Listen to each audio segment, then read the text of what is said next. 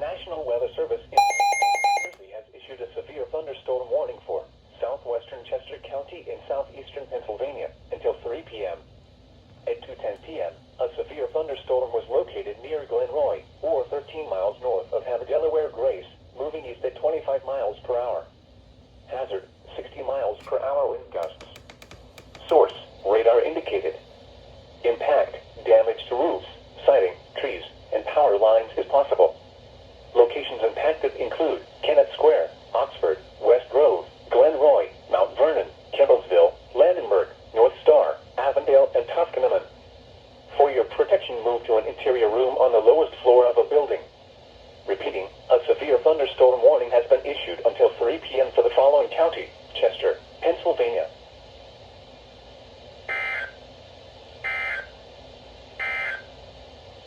The current